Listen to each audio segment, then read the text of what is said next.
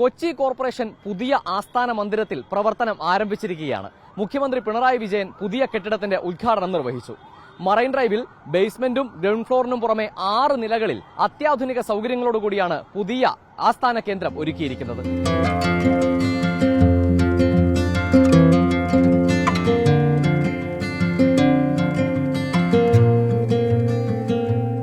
എറണാകുളത്തിന്റെ ഹൃദയഭാഗത്ത് മറൈൻ ഡ്രൈവിൽ 1.5 ഏക്കറിലാണ് പുതിയ ആസ്ഥാന മന്ദിരം. കൊച്ചിയുടെ സാംസ്കാരിക പൈതൃകത്തെയും ചരിത്രത്തെയും വ്യക്തികളെയും പരിചയപ്പെടുത്തുന്ന ചുമരും അറബിക്കടലിന്റെ റാണി ശില്പവുമാണ് മന്ദിരത്തിലേക്ക് വരവേൽക്കുന്നത്.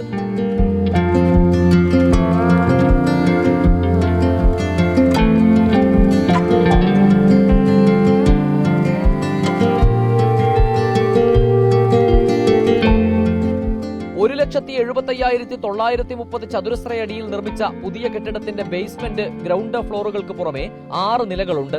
1-ാം നിലയിലെ കൗൺസിൽ ഹാളിൽ 84 അംഗങ്ങൾക്ക് ഇരിക്കാം. ഉദ്യോഗസ്ഥർക്കും പൊതുജനങ്ങൾക്കും മാധ്യമപ്രവർത്തകർക്കും ഇരിപ്പിട സൗകര്യം. ഭിന്നശേഷി പൊതുജന സൗഹൃദമാണ് മന്ദിരം. മുഖ്യമന്ത്രി പിണറായി വിജയൻ പുതിയ ആസ്ഥാന മന്ദിരം നാടിന് സമർപ്പിച്ചു.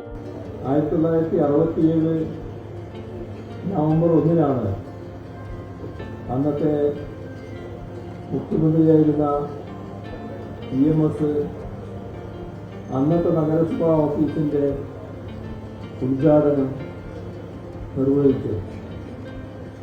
ഇന്ന് അതേ നഗരസഭാ ഓഫീസ് പുതിയ കെട്ടിടത്തിലേക്ക് മാറുമ്പോൾ അതിൻ്റെ ഉദ്ഘാടനം നിർവഹിക്കാൻ കഴിഞ്ഞതിൽ അതിയായ സന്തോഷമുണ്ട്.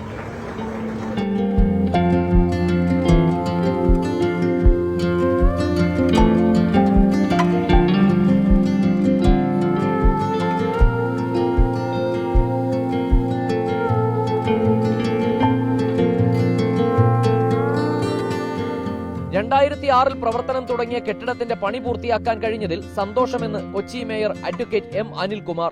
ഈ ഓഫീസിൽ ഞങ്ങൾ ആകെ ചെയ്തിട്ടുള്ളത് ഈ കൗൺസിൽ ഹാളെല്ലാം ഇപ്പൊ തന്നെ 84 പേരിരിക്കും. ഇപ്പൊ വേണമെങ്കിൽ നമുക്ക് 100 പേരിരിക്കും.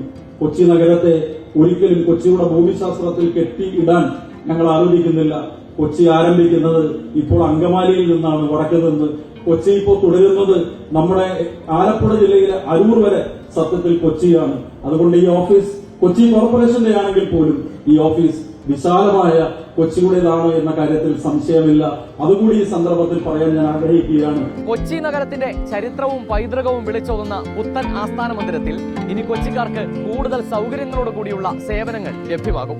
വീഡിയോ ജേർണലിസ്റ്റ് സബിൻ ജത്തിലിനൊപ്പം reporter Ali Akbar Shah, in reporter, Kochi.